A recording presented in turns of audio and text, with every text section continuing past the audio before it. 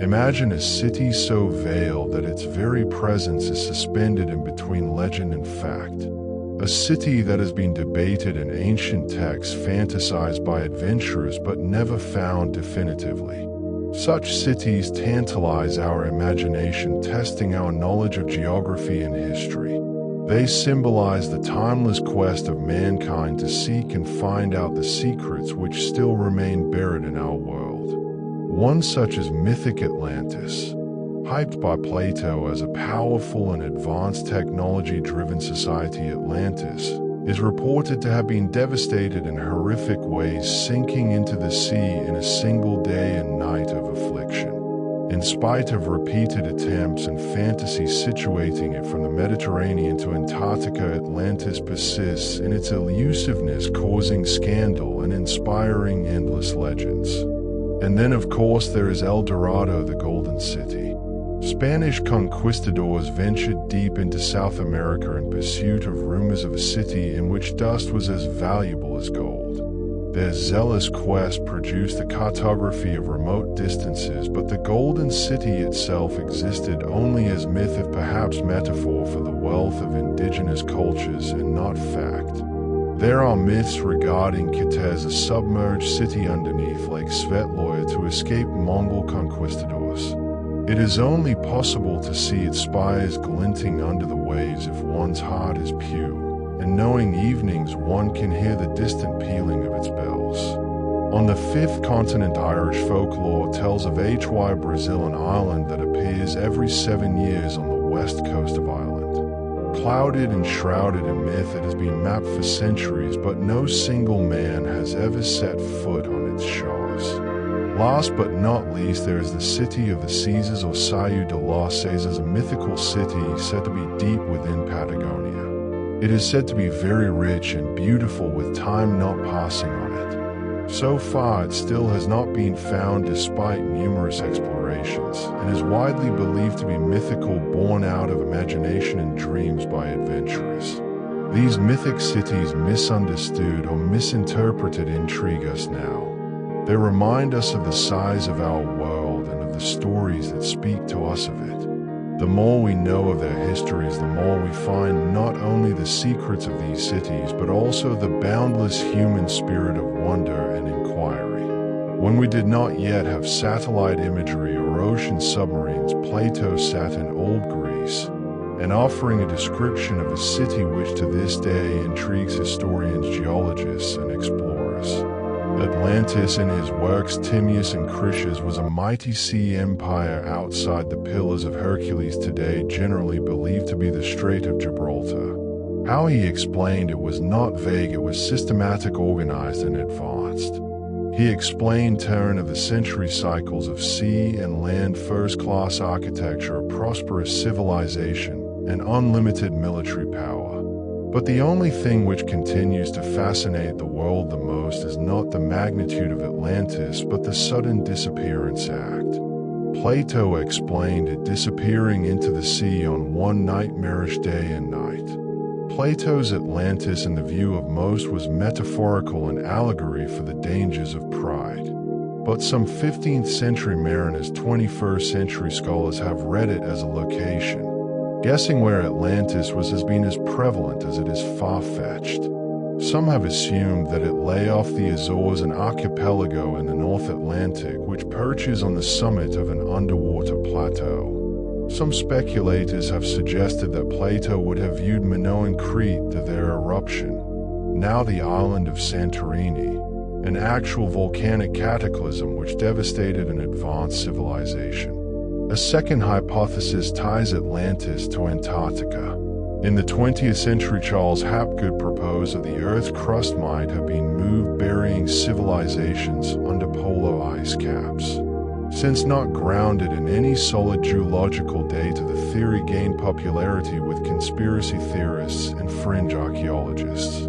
Despite advanced oceanographic technology, including sonar mapping and deep-sea robots, we've yet to uncover definitive remains that match Plato's depiction. Yet the fascination persists. Each underwater anomaly discovered near the Caribbean or Mediterranean triggers renewed debates. Could this be Atlantis? Could an entire civilization really vanish without a trace? And what would its rediscovery mean for our understanding of history? Perhaps what makes Atlantis so eternally captivating isn't just its story, but what it represents: a lost utopia, human achievement wiped clean by nature's wrath.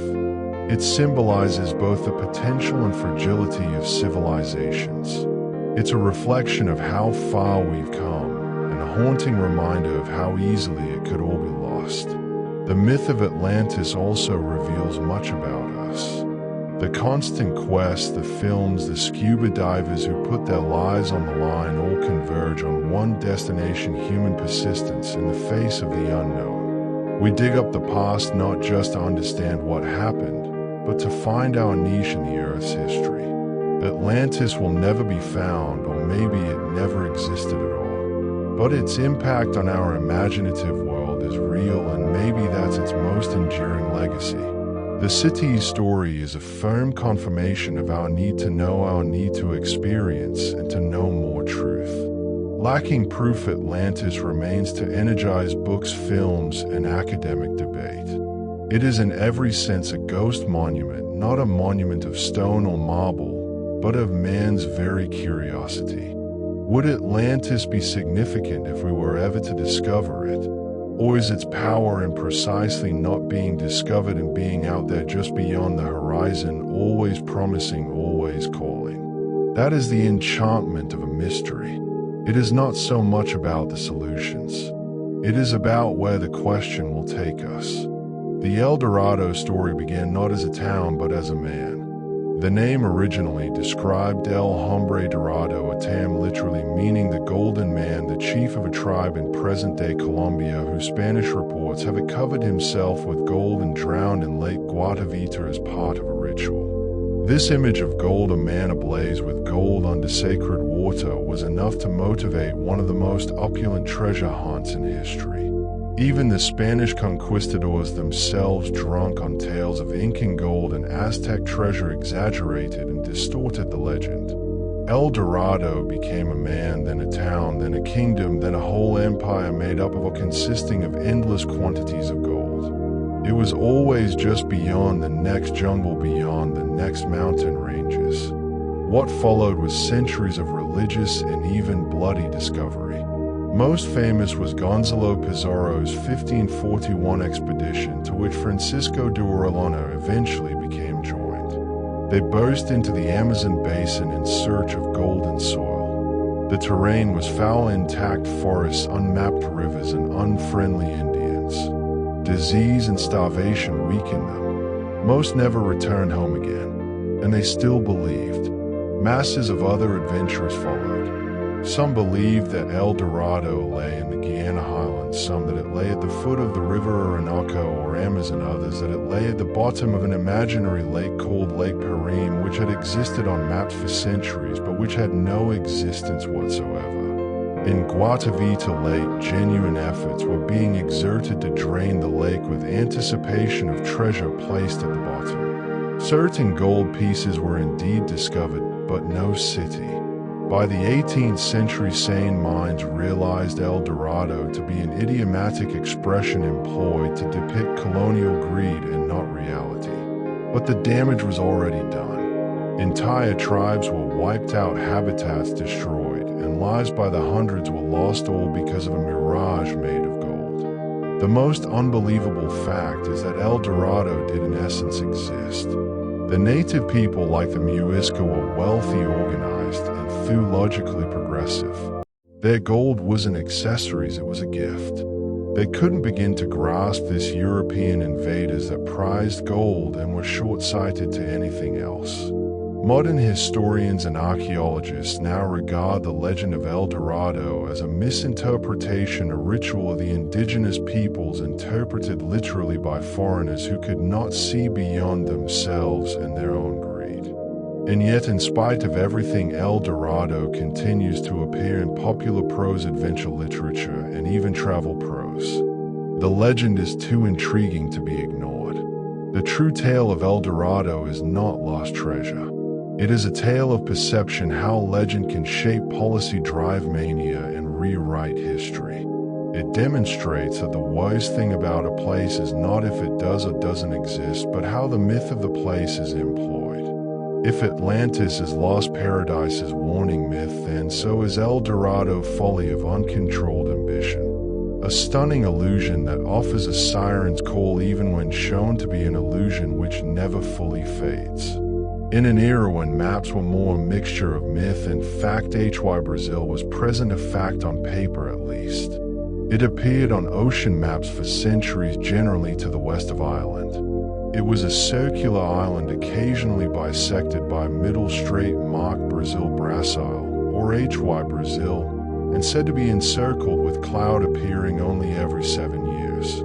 It wasn't a one-off technical mistake, it was so consistently placed on 14th to 17th century maps that it was a destination explorers set out to find. What was Hy-Brasil then? Its etymology has no connection to the country of Brazil in South America, though there is a sonic one. Most likely its name comes from Irish Hy-Brasil, or descendants of Brasil, a pre-Christian tribe. Legend increased over the centuries. It evolved into a mythological paradise, a land of unspoiled beauty, wisdom, and even immortality. According to some, it was ruled by a single magician or by ancient priests. They believed it had a utopian society with advanced technology and knowledge beyond human understanding. These were not fantasies.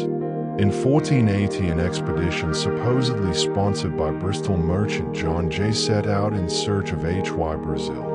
In 1497, John Cabot's expedition, the expedition for which the discovery of areas of North America is credited, reported that it heard of a land in the west from sailors who had visited there themselves previously at Hy-Brasil. These were not fantasies, these were some of the greatest explorers of the day. Over time, however, Hy-Brasil began to disappear off maps and out of the records. In the 18th century, it was mostly regarded as myth. But belief did not entirely perish. In the 19th century, an Irishman by the name of T.J. Westrop claimed he and members of his family saw the island off the coast of Galway. They even, he asserted, saw it vanish before their very eyes. Stories like these provided the island with an otherworldly reputation. Compared to Atlantis or El Dorado, supposedly gone forever, Hy-Brasil was practically otherworldly in nature. It appeared and vanished according to its whims. A few rational explanations have been put forward by some theorists. Optical illusions created by atmospheric conditions like mirages or fog banks might have misled sailors. Others argue Hy-Brasil could have been a misseen actual island like one of the Aran Islands seen under unusually fine weather. But the consistency of its appearance on maps reduces this as an argument. Why would so many cartographers over many centuries, countries, and languages all make the decision to include it? In the 21st century, Hy-Brasil mythology has gained weird new life. In the UK's Rendlesham Forest UFO incident in 1980, an American Air Force lieutenant reported receiving binary code from an unexplained experience. Deciphered, one of them pointed to a place off the coast of Ireland, just where ancient maps had placed Hy-Brasil. That coincidence has propelled modern myths that the island isn't lost so much as it is hidden, protected by unidentified forces or technology. Hy-Brasil is an unusual exception in mythic cities. It was not just myth, it was genuinely believed to be a geographically existing place. It attests to the extent to which the distinction between myth and fact was once more permeable. It raises the question, what makes a place real? Physical evidence, collective belief, or the heavy weight of an age-long narrative? Whatever it was, mirage, mistake, or something even stranger, Hy-Brasil persists because it disturbs our faith in maps. It makes us wonder how much world we really do know and how much we think we know. It's a specter stitched into the very fabric of human memory, appearing every so often not in fog but in our restless imagination. In 1925, renowned British explorer Percy Fawcett went missing in the dense, unmapped jungles of Brazil. He was not lost. He was on a hunt, his quest, an imaginary city in the middle of the Amazon jungle, a city he called Zed. He was certain that ancient city hidden under a covering of foliage was proof that a very sophisticated culture existed where modern-day archaeology could only see wilderness. To Fawcett, the city of Zed was no myth. It was reality. Fawcett's conviction wasn't founded on fantasy. He was a highly decorated soldier and noted cartographer who had spent decades trekking South America. His hypothesis was grounded in native myth, cryptic inscriptions, ancient ceramics, and a manuscript called Manuscript 512, which is stored in the Brazilian National Library. This 18th century text told of an extensive stone-built city containing arches, statues, and broad boulevards allegedly located by a Portuguese expedition, but never recovered again. Fawcett believed that modern-day scientists were making too light of the Amazon's history. He proposed that before European people made contact with them, the rainforest contained great civilizations, a civilization capable of building monumental buildings and having extensive populations. This was exactly in opposition to prevailing opinion at that time, that the Amazon represented a region so inhospitable to refined civilizations. With his son Jack and a small team, Fawcett set off in pursuit of Zed. There were letters from the expedition that were initially optimistic, but then nothing. No concrete sign of the group was ever found. And then came a media stampede, public fascination, and dozens of rescue expeditions. Some of the rescues went missing themselves. Others returned empty-handed or half-alive. In time, Fawcett himself became more myth than man, another explorer devoured by the jungle in pursuit of a vision. But was his vision so impossible? Satellite imagery, aerial photography, and advances in archaeological technique over the last few decades have begun to rewrite the history. Scientists have found evidence of large pre-Columbian settlements in areas of the Amazon thought to be uninhabited. Sophisticated road networks, geometric earthworks, and even fragments of urban planning have started to appear beneath the canopy of the forest. These discoveries reveal that the Amazon was not a haphazard wildland, but instead an organized, cultivated landscape covered by immense integrated societies. The jungle did not overtake a civilization, it came to grow over it. So was the city of Zed real.